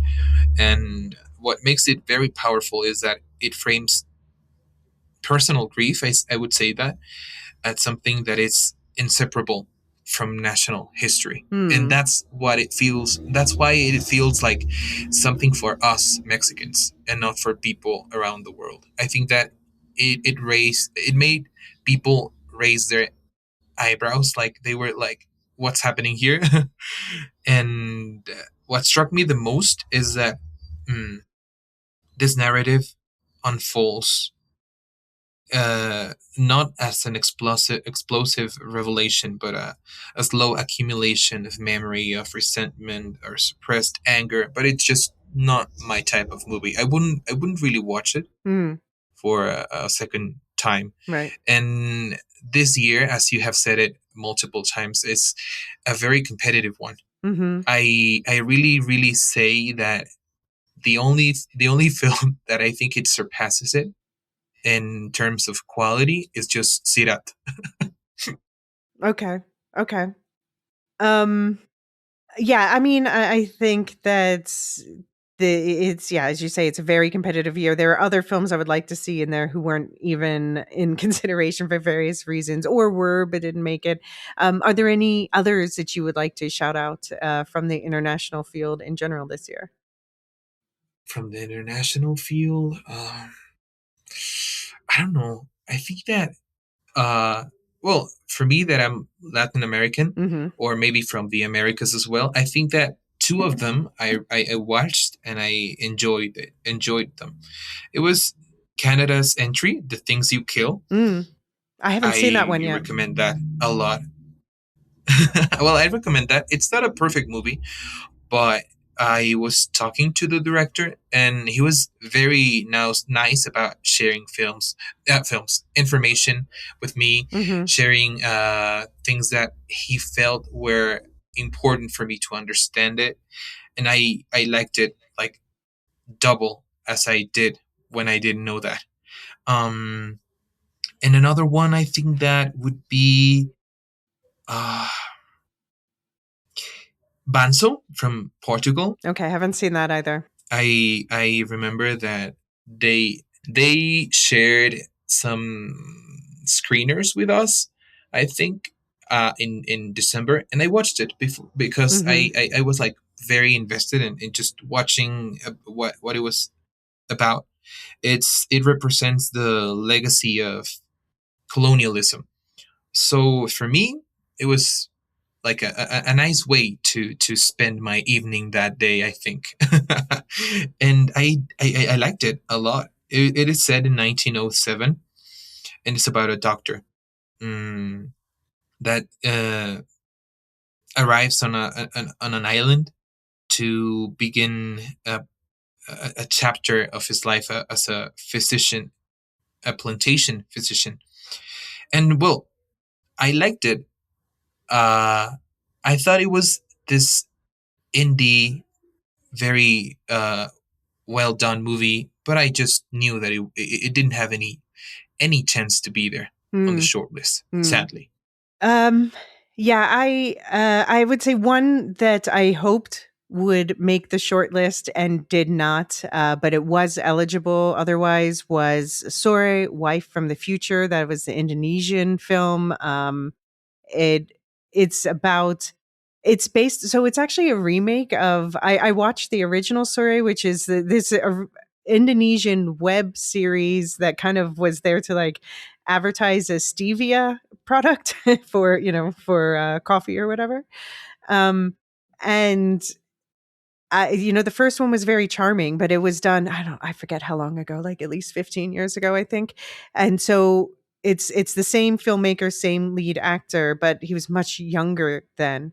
And so now we have this more mature feature, which not only looks a million times better, obviously has a lot more money on it, goes to several locations, changes some key aspects of it, but has the same basic plot premise. But it approaches this plot premise, which is that the wife from the future is she just pops up in the main character's life, and she's there like trying to correct his life, but she can't tell him why she's there. She or else she'll die on the spot and start the whole cycle over. So it's a time loop movie. I'm a sucker for a time loop movie. But you just see the maturity in this feature that he's developed in just the thinking about what makes a healthy relationship and how much can one person help another, and what does love really look like in those terms. So I just found it absolutely beautiful and,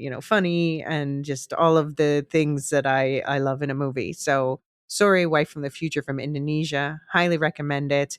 Um, I've also, I've mentioned before The Ugly Stepsister from Norway. Lisa and I got to talk about that a bunch in the makeup episode, so I won't go too much into that. But obviously, um, wasn't eligible for this category because Norway submitted sentimental value. Can't argue with that.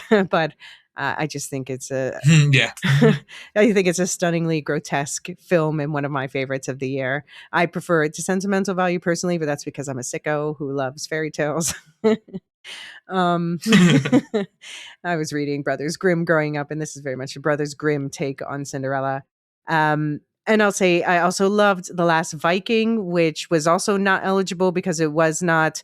It was a co-production between Denmark and Sweden, and I talked about this in the Leiden Film Festival. Sorry, I talked about this in the Imagine Fantastic Film Festival episode I did with John, because it won two prizes there. It won the audience award and it won like the best European film there, and that's with Mads Mikkelsen in a supporting role. I would have totally had him nominated for that. He's like completely transformed and is this absurdist comedy crime caper with a lot of depth about mental health and people judging unhealthy people judging other people for being neurodivergent, things like that. But it's then things blow up and people get punched and it's like a lot going on. It's like, whoa, it's really cinema. But Denmark submitted Mr. Nobody against Putin, which fair. We will talk about that in the doc nominations. And Sweden submitted Eagles of the Republic, which I haven't gotten to watch yet, so I can't say whether that was fair. But I think Sweden should have submitted The Last Viking. Yeah. I don't know if you have anything to say about any of those. If you got to see any, I'm sure you've seen The Ugly Stepsister or you will, because of Death Racing. I will. Mhm. I will. I haven't. Okay. Yeah. Yeah. Because of Death Racing, I will. And well, every person I've asked about that movie has recommended it. Okay. They're just like, why haven't you watched it? Yeah. Watch it right now. They're like, do it. Don't waste your time. But with the caveat that it is very there's some gross stuff. There's some gross stuff, both body horror and like, maggot type stuff. But I mean, I'm used to it. Yeah. It's beautifully grotesque, though. Some of the most beautiful grotesqueness, like Baroque style decay. Yeah, and then the last one I'll shout out is Resurrection from Bigan. It's a Chinese film, and it's actually, I looked into it because I was curious. It was released at the end of the year in China, so it's actually not eligible for this year. It's eligible for next year because people were upset about China not submitting it. However, that being said, I don't think China will submit it next year either, but I do highly recommend it. I talked about it in a second breakfast episodes for subscribers, but it's basically it's a very surreal, very David Lynch style film. If you're a David Lynch film, watch this, but it's like that with mind-blowing cinematography, and it's about Chinese culture, but it's in a style of like 6 pieces tracing the history of Chinese and world cinema from silent film to this incredible 30-minute one shot at the end of it, and is just an absolute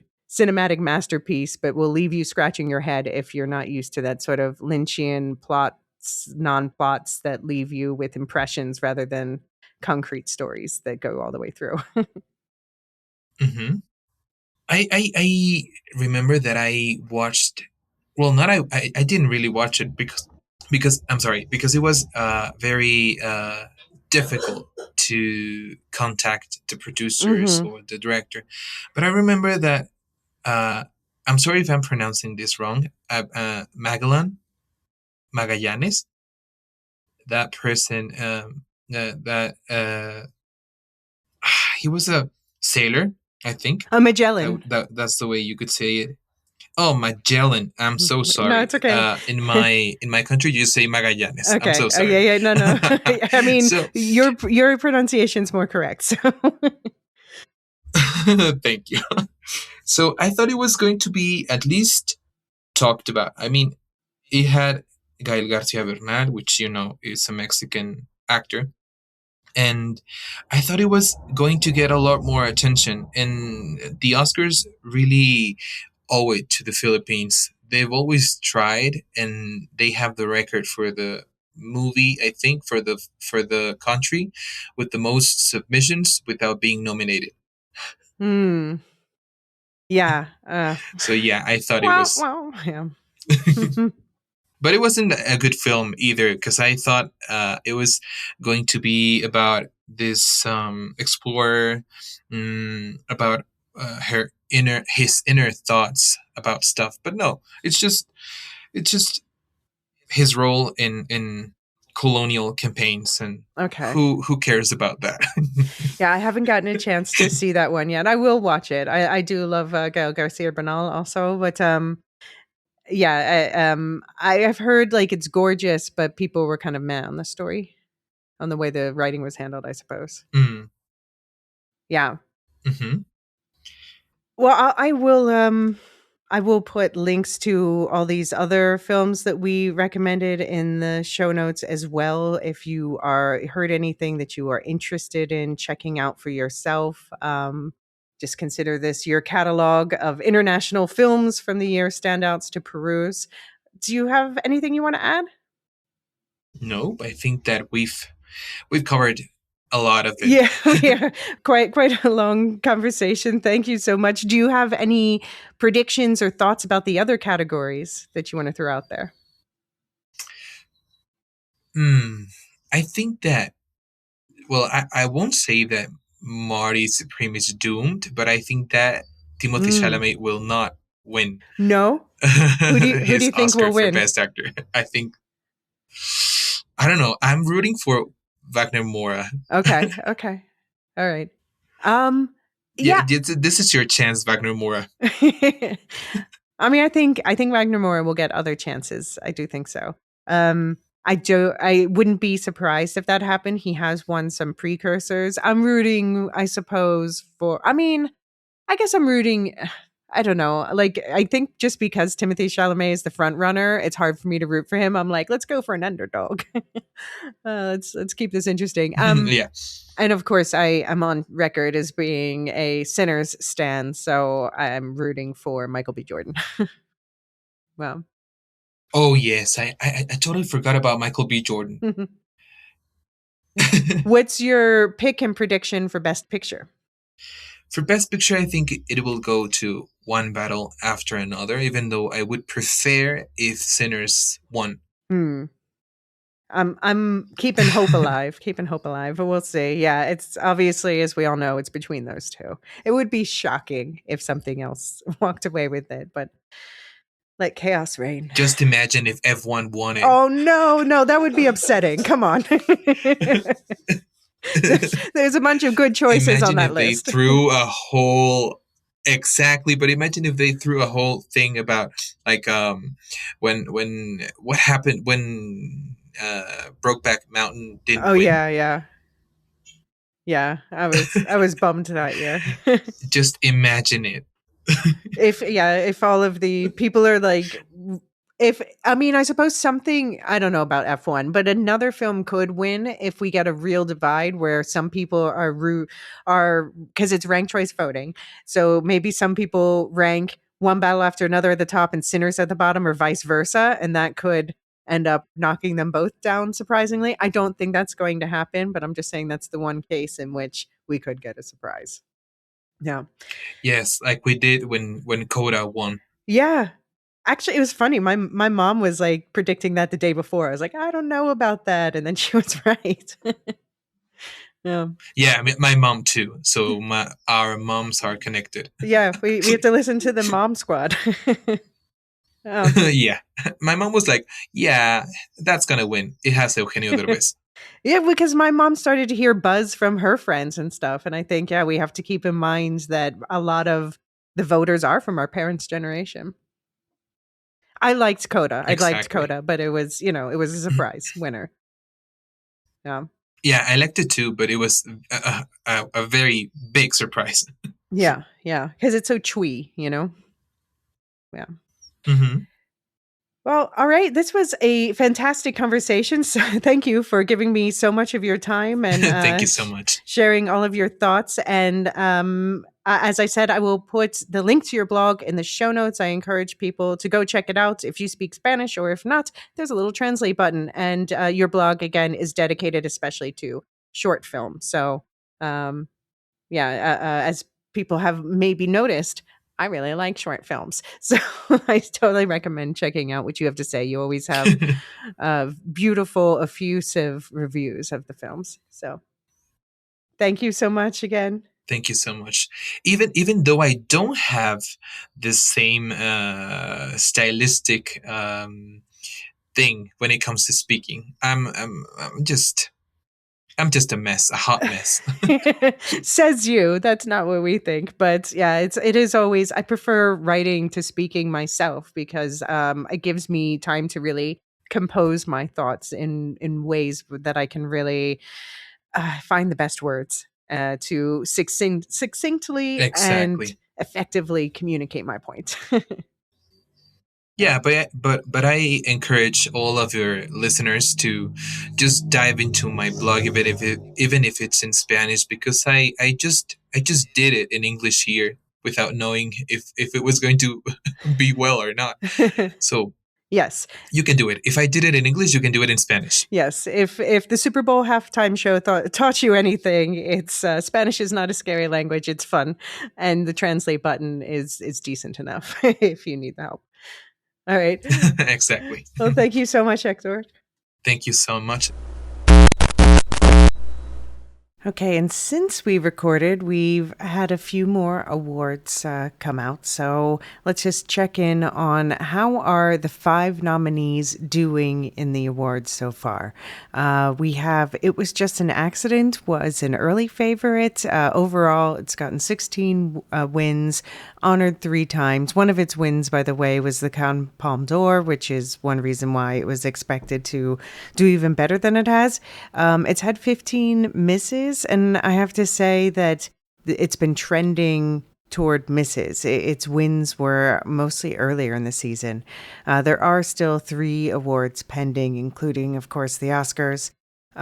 Secret Agent and Sentimental Value are the clear favorites in terms of the stats. Secret Agent has 23 wins, honored 16 more times, and its wins include the Critics' Choice Award, the Golden Globe, the Spirit Awards. It has missed 42 times. That means it's been nominated a fuck ton of times.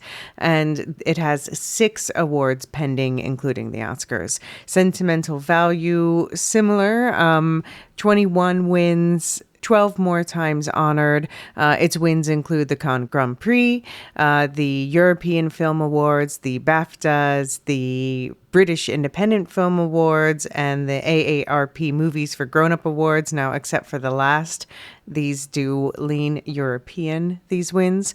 It has missed 30 times, and there are 5 awards pending, including the Oscars. So clearly, these 2 are the front runners, and might it come down to people voting for their block, Latin American versus European? We'll see.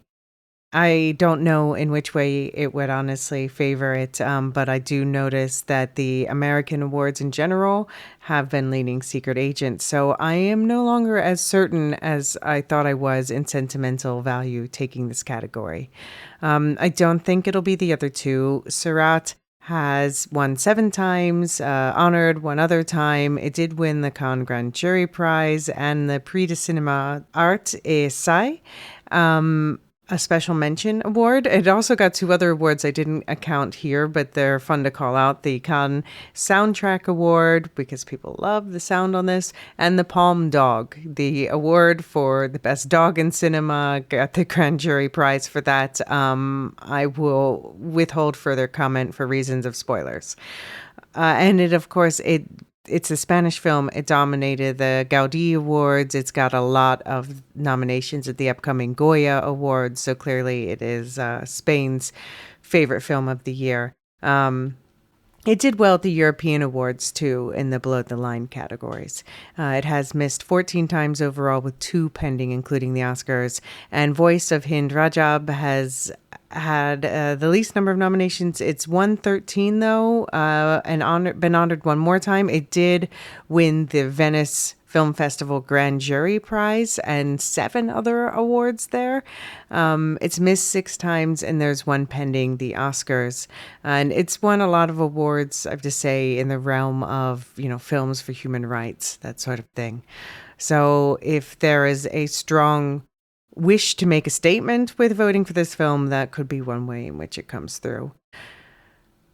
Just another update to the conversation before. At the time of recording, I didn't know this, but right after we recorded, I found out that No Other Choice was coming to video on demand. So it is out now as of the time that you are listening to this.